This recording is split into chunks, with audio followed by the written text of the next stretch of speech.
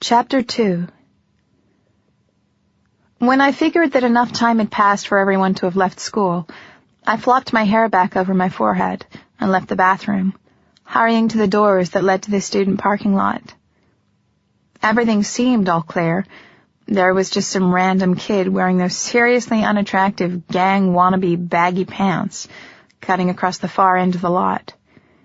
Keeping his pants from falling down as he walked was taking all his concentration. He wouldn't even notice me. I gritted my teeth against the throbbing pain in my head and bolted out the door, heading straight for my little bug. The moment I stepped outside, the sun began to batter me. I mean, it wasn't a particularly sunny day. There was plenty of those big, puffy clouds that looked so pretty in pictures floating around the sky, semi-blocking the sun. But that didn't matter. I had to squint my eyes painfully and hold my hand up as a make-believe sunblock against even that intermittent light. I guess it was because I was focusing so hard on the pain the ordinary sunlight was causing me that I didn't notice the truck until it squealed to a stop in front of me. "Hey, Zoe, didn't you get my message?" Oh, crap. It was Heath. I glanced up, looking at him from between my fingers, like I was watching one of those stupid slasher movies. He was sitting on the open tailgate of his friend Dustin's pickup truck. Over his shoulder I could see into the cab of the truck, where Dustin and his brother Drew were doing what they were usually doing, wrestling around and arguing over God only knows what stupid boy thing. Thankfully, they were ignoring me. I glanced back at Heath and sighed. He had a beer in his hand and a goofy grin on his face. Momentarily forgetting that I'd just been marked and was destined to become an outcast, blood-sucking monster, I scowled at Heath. "You're drinking at school. You crazy?" His little boy grin got bigger. "Yes, I am crazy. 'Bout you, baby." I shook my head while I turned my back to him, opening the creaky door to my bug and shoving my books and backpack into the passenger seat. "Why aren't you guys at football practice?" I said, still keeping my face angled away from him. "Didn't you hear? We got the day off because of the ass-kicking we gave Union on Friday."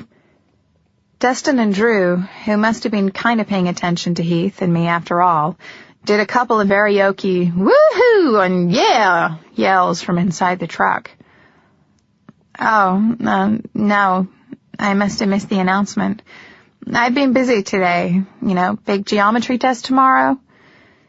I tried to sound normal and nonchalant. Then I coughed and added, "Plus, I'm getting a crappy cold." "Zoe, really? Are you pissed or something?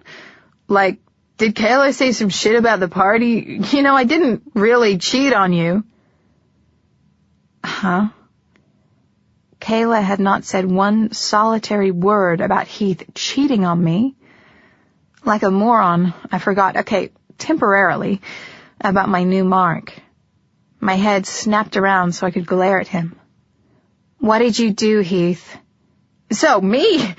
I wouldn't..." But his innocent act and his excuses faded into an unattractive, open-mouthed look of shock when he caught sight of my mark. "What the..." he started to say, but I cut him off. "Shh!" I jerked my head in the direction of the still clueless Dustin and Drew, who were now singing at the top of their totally tone-deaf lungs to the latest Toby Keith CD. Heath's eyes were still wide and shocked, but he lowered his voice. "Is that some kind of makeup thing you're doing for drama class?" "No," I whispered. "It's not." "But you can't be marked. We're going out." "We are not going out." And just like that, my semi-reprieve from coughing ended. I practically doubled over, hacking a seriously nasty, phlegmy cough. "Hey, Zoe!" Dustin called from the cab. "You gotta lay off those cigarettes." "Yeah, you sound like you're gonna cough up a lung or something," Drew said. "Dude, leave her alone. She don't smoke, she's a vampire." "Great. Wonderful." Heath, with his usual total and complete lack of anything resembling good sense, thought he was actually standing up for me as he yelled at his friends, who instantly stuck their heads out of the open windows and gawked at me like I was a science experiment. "Well, shit, so he's a fucking freak," Drew said. Drew's insensitive words made the anger that had been simmering somewhere inside my chest ever since Kayla had cringed from me bubble up and boil over. Ignoring the pain the sun caused me, I stared straight at Drew, meeting his eyes. "Shut the hell up. I've had a really bad day, and I do not need this crap from you." I paused to look from the now wide-eyed and silent Drew to Dustin and added, "Or you." And as I kept eye contact with Dustin, I realized something. Something that shocked and weirdly excited me. Dustin looked scared. Really scared. I glared back at Drew. He looked scared too. Then I felt it. A tingling sensation that crawled over my skin and made my new mark burn. Power. I felt power. "So? What the fuck?" Heath's voice broke my attention and pulled my gaze from the brothers. "We're out of here," Dustin said, throwing the truck into gear and stepping on the gas. The pickup lurched forward, causing Heath to lose his balance and slide with a windmill of arms and flying beer onto the blacktop of the parking lot. Automatically, I rushed forward.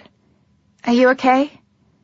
Heath was on his hands and knees, and I bent down to help pull him to his feet. Then I smelled it. Something smelled amazing. Hot and sweet and delicious. Was Heath wearing new cologne? One of those weird pheromone things that are supposed to attract women like a big genetically engineered bug zapper? I didn't realize how close I was to him until he stood up straight, and our bodies were almost pressed together. He looked down at me, a question in his eyes. I didn't back away from him. I should have. I would have before. But not now. Not today. "So," he said softly, his voice deep and husky. "You smell really good," I couldn't stop myself from saying. My heart was pounding so loud that I could hear its echo in my throbbing temples. "Zoe, I've really missed you. We need to get back together. You know I really love you." He reached up to touch my face, and both of us noticed the blood that smeared the palm of his hand. "Ah, shit. I guess I..." His voice closed off when he glanced at my face. I could only imagine what I must look like, with my face all white, my new mark blazingly outlined in sapphire blue, and my eyes staring at the blood on his hand. I couldn't move. I couldn't look away. I whispered. "I want..." What did I want? I couldn't put it into words. No, that wasn't it. I wouldn't put it into words. Wouldn't say aloud the overwhelming surge of white-hot desire that was trying to drown me. And it wasn't because Heath was standing so near. He'd been close to me before. Hell, we'd been making out for a year. But it never made me feel like this. Nothing ever like this. I bit my lip and moaned. The pickup truck squealed to a halt, fishtailing beside us. Drew jumped out and grabbed Heath around the waist and jerked him backward into the cab of the truck.